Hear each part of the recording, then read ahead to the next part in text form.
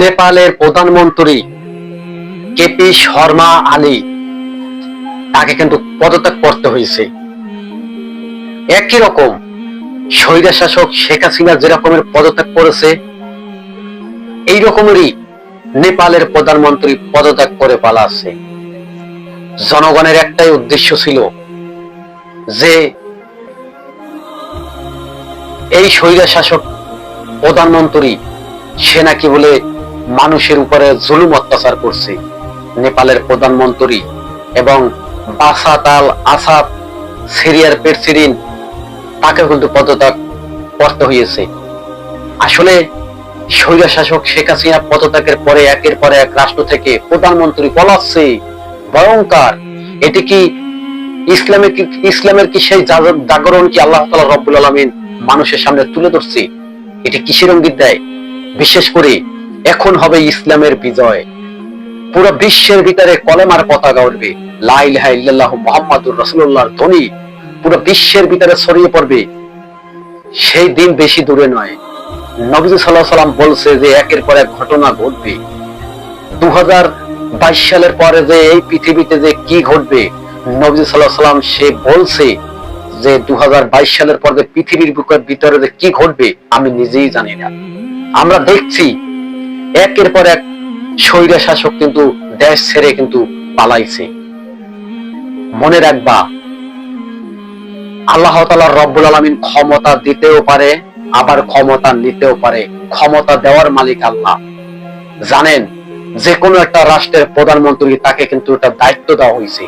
আল্লাহ তাআলা রব্বুল আলামিন বলেছে যে জনগণের হক মেরে খাবে তার কঠিন বিচারের মুখোমুখি হইতে হবে।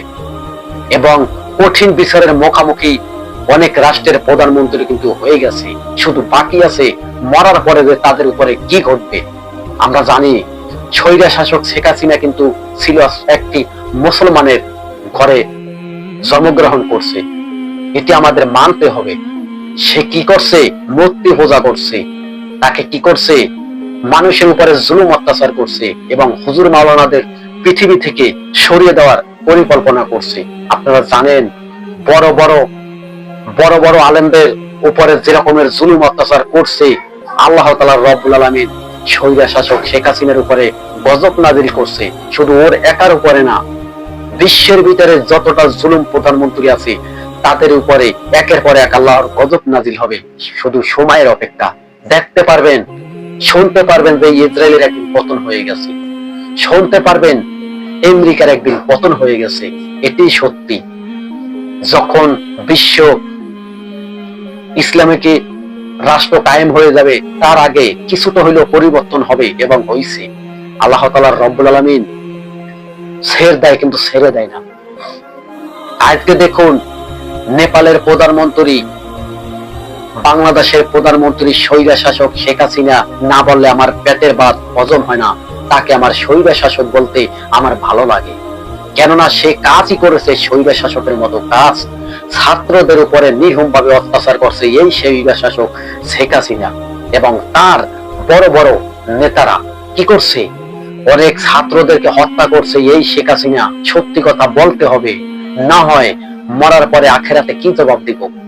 সত্যি কথা বলতে হবে। ওদের সাথে তো আমরা যুদ্ধ করে পারবো না, ওদের সাথে তো মারামারি হানাহানি করে পারবো না। তাই সোশ্যাল মিডিয়ার ভিতরে আপনাদের সামনে তুলে ধরছি, শেখ হাসিনার বিচার যদি না করা হয় এবং তাকে যদি বিচারের আওতায় না আনা হয়, বাংলাদেশটা কিন্তু শান্তিতে থাকতে দেবে না। কে? এই স্বৈরশাসক শেখ হাসিনা। বলবেন যে ভাই আপনি কি রাজনীতি করেন? না, আমি কোনো রাজনীতি করি না। আমি একমাত্র দল করি আল্লাহ তাআলা রব্বুল আলামিনের। আজকে দেখুন, ক্ষমতা দিয়েছে আল্লাহ তাআলা রব্বুল আলামিন, ক্ষমতা ঠিক মতো ওরা ব্যবহার করতে পারে নাই। ওরা বলছে যে ইসলামের জয় চতুর্দিকে ছড়িয়ে পড়তে আছে। আসলে সত্যি মনে করছেন কি আপনি প্রধানমন্ত্রী হইতে পারেন একটা রাষ্ট্রের, কিন্তু জনগণের উপরে আপনি কিছুই না।